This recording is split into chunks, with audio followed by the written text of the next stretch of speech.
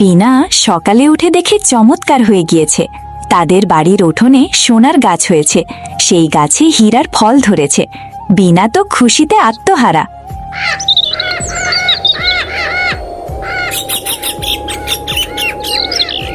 একদিন বিকেলে বিনা ও তার দাদিমা বসে গল্প করছিল। দাদিমা, অনেকদিন হয়ে গেল তোমার কাছ থেকে গল্প শুনি না। আজকে একটা গল্প বলে শোনাও তো, খুব মজার গল্প বলো তো।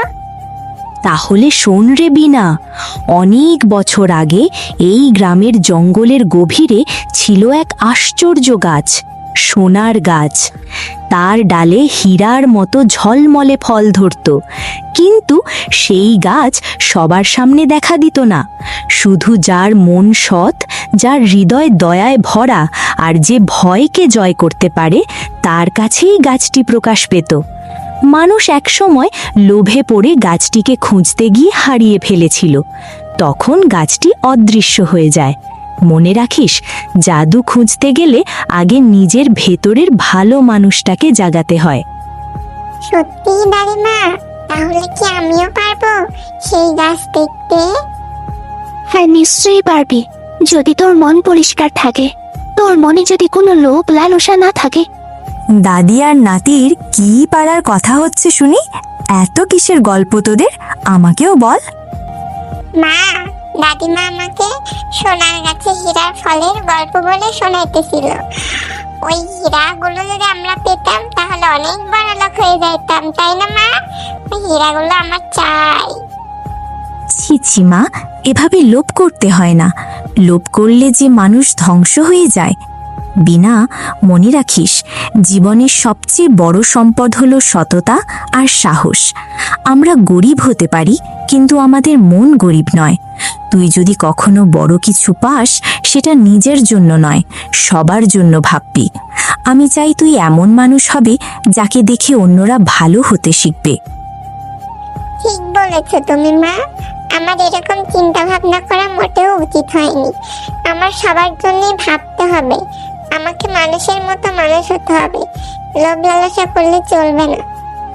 কিন্তু মা, আমার ওই সোনার গাছের হীরার ফলগুলো দেখার খুবই ইচ্ছা। না জানি দেখতে গাছটা কতই সুন্দর হবে। না না, একদমই এগুলো চিন্তা মাথায় আনিস না। ওই গাছের খোঁজে যারা যারা গেছে, তারা সকলেই বিপদে পড়েছে। কেউ কেউ অন্ধ হয়ে গেছে, কেউ পঙ্গু হয়ে গেছে, কেউ বা ফিরে আসেনি। আমি তোকে মোটেই ওই গাছের খোঁজে পাঠাতে পারবো না। বিনা তার কৌতূহলী মন নিয়ে সোনার গাছে হীরার ফল দেখার জন্য বেরিয়ে পড়ে। মাকে না বলে তো বাড়ি থেকে বেরিয়ে পড়লাম। নিশ্চয় মা আমার জন্য অনেক টেনশন করবে।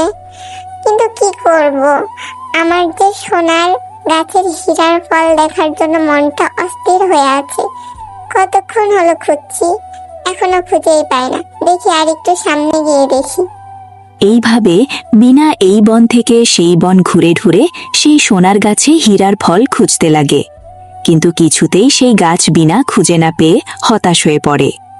অনেকক্ষণ হলোই বাড়ি থেকে বেরিয়ে সেই গাছটা খুঁজতেছি, এখনো সেই গাছটা খুঁজে পেলাম না।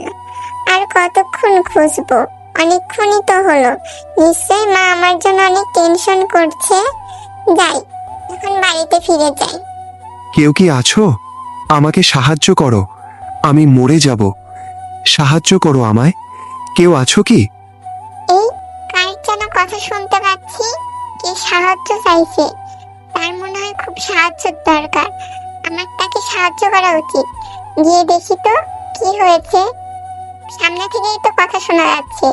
সামনে আর একটু এগিয়ে দেখি। কোথায়? কাউকেই তো দেখতে পাচ্ছি না। তাহলে সাহায্য চাই বলে কে ডাকতেছিল? আমি মনে হয় ভুল শুনেছি। যাই, বাসায় চলে যাই। এই যে মেয়ে, শোনো, তুমি কি আমাকে সাহায্য করতে পারবে? বেশ কিছুদিন হলো বৃষ্টি হয় না। বৃষ্টি না হওয়ার কারণে আমি পানি পাই না, তাই আমি মরে যাচ্ছি পানি তৃষ্ণায়। তুমি কি আমার শিকড়ে একটু পানি দিতে পারবা? তাছাড়া যে আমি মরে যাব পানির অভাবে। ওমা গাছ, তুমি কথা বলতে পারো? আর তুমি দেখতে তো চমৎকার সুন্দর। তোমার পাতায় পাতায় হীরা ধরে আছে এগুলো। দাদিমা যে গল্পটা আমায় বলে শুনেছিল সত্যিই মিলে গেছে তোমার সাথে। তুমি অনেক সুন্দর, আমি নিশ্চয়ই তোমাকে সাহায্য করব। তুমি একটু দাঁড়াও, আমি তোমার জন্য পানি নিয়ে আসতেছি। এই বলে বিনা পানির খোঁজে চলে যায়। কিছুক্ষণ পর পানি নিয়ে হাজির হয় গাছের কাছে এবং গাছকে পানি দেয়। তুমি আমার অনেক বড় উপকার করলে। তোমার জন্যে অনেক দিন পর আমি একটু পানি পেলাম, আর কিছুদিন হলে তো আমি মরেই যেতাম। তোমার কাছে আমি কৃতজ্ঞ। বলো, তুমি আমার কাছে কি চাও? আমি হলাম জাদুর গাছ, আমি সম্পূর্ণ সোনা দিয়ে তৈরি। এই যে দেখছো আমার গাছে ফল ধরে আছে, এগুলো হচ্ছে হীরার ফল। তুমি চাইলে আমার সবগুলো ফল নিয়ে যেতে পারো। না না সোনার গাছ, কি সব বলছো তুমি? আমি কেন তোমার সবগুলো হীরার ফল নিয়ে যাব? আমি খুবই খুশি হয়েছি তোমাকে দেখতে পেয়ে। তুমি জানো, দাদিমা তোমার গল্পই আমাকে শোনাইছিল। এই জন্যই তো এত আগ্রহ নিয়ে তোমাকে বনে খুঁজতে এসেছিলাম। ভাবলাম দেখা হবে কি হবে না। এই দেখো, তোমার সাথে আমার দেখা হয়েই গেল। আমি খুবই ধন্য হয়েছি তোমাকে দেখতে পেয়ে। তুমি খুবই ভালো মনের মেয়ে, তোমাকে দেখে আমার খুবই ভালো লাগলো। আমি তোমাকে উপহার দিতে চাই, আমার একটা হীরার ফল। তুমি কিন্তু না করবে না, আমার উপহারটি গ্রহণ করবে। আর এটা তোমার বাড়িতে নিয়ে গিয়ে বাহিরে রেখে দেবে। তোমার উদ্দেশ্য পূরণে এটা কাজে লাগবে। তুমি সবসময় হাসি খুশি থাকো। তোমাকে অনেক অনেক ধন্যবাদ। আমি তোমার কাছে চিরকৃতজ্ঞ থাকব।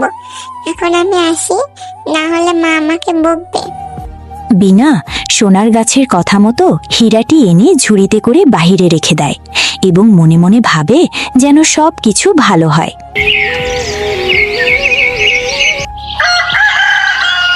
বিনা সকালে উঠে দেখে চমৎকার হয়ে গিয়েছে। তাদের বাড়ির উঠোনে সোনার গাছ হয়েছে, সেই গাছে হীরার ফল ধরেছে। বিনা তো খুশিতে আত্মহারা। মা, ও মা, দেখে যাও কি হয়েছে। আমাদের উঠোনে সোনার গাছে হীরার ফল ধরেছে। মা গো, ও মা। কি হয়েছে বিনা? এভাবে চেঁচাচ্ছিস কেন? সকালবেলা কত কাজ থাকে। আরে, এটা তো সেই সোনার গাছ, যে গাছে হীরার ফল ধরে। এটা আমাদের উঠোনে আসলো কিভাবে? কালকে তো তোর দাদিমা এই গাছের গল্প বলে তোকে শোনাচ্ছিল, আর আজকে আমাদের উঠোনে সেই সোনার গাছ। কিভাবে সম্ভব এটা? সৃষ্টিকর্তা চাইলে সবই সম্ভব মা। দাদিমার কাছ থেকে সোনার গাছের গল্প শোনার পর থেকে আমার সোনার গাছ দেখার খুব ইচ্ছা হয়েছিল, কিন্তু তুমি তো আমাকে যেতে নিষেধ করে দিয়েছিলে। তাই আমি লুকিয়ে লুকিয়ে বিকেলে সোনার গাছ খোঁজার জন্য গিয়েছিলাম। খুঁজতে খুঁজতে সোনার গাছের সাথে আমার দেখা হয় এবং আমি সোনার গাছকে সাহায্য করি। এর বিনিময়ে সে আমাকে তার সবগুলো হীরার ফল দিতে চাই, কিন্তু আমি নিতে চাইনি। তাই সে একটা ফল আমাকে উপহার হিসেবে দেয় এবং বলে বাড়ির উঠোনে রেখে দিতে। তার কথা মতো আমি তাই করি। সকালে উঠে দেখি ওই রকমই সোনার গাছ হয়েছে। মা, আমি বুঝতে পেরেছি, লাভ করলে আসলে কোনো কিছুই পাওয়া যায় না। আমি যদি তখন লোভ করতাম তাহলে হয়তো সোনার গাছ আমাকে শাস্তি দিত, কিন্তু আমি সততার সাথে ছিলাম। তাই আজকে দেখো, আমি একটা সোনার গাছ উপহার হিসেবে পেয়েছি। অনেক ভালো হয়েছে, কিন্তু মা, তুমি আমাকে না বলে কোথাও যাবা না। এর বিপরীতে দেখা যেত তোমার সাথে খারাপও কিছু হতে পারত। যাই হোক, সোনার গাছ আমাদের খুবই উপকারে আসবে, আমাদের আর কষ্ট থাকবে না। তুমি এক কাজ করো বিনা, এর থেকে কিছু হীরা পাড়া প্রতিবেশীদের দিয়ে আসো, তাহলে তাদের কষ্টটাও দূর হবে। আমাদের সাথে সাথে তারা ভালো থাকবে, আমরা ভালো থাকবো। মানুষকে দিলে কখনো কমে না মা, বুঝছো? সবসময় নিজের সুখ অন্যের সাথে ভাগাভাগি করে নিবা, তাহলে জীবনে সুখ শান্তি খুঁজে পাবে। ঠিক আছে মা। এইভাবে সুখে শান্তিতে তাদের দিন কাটতে লাগলো।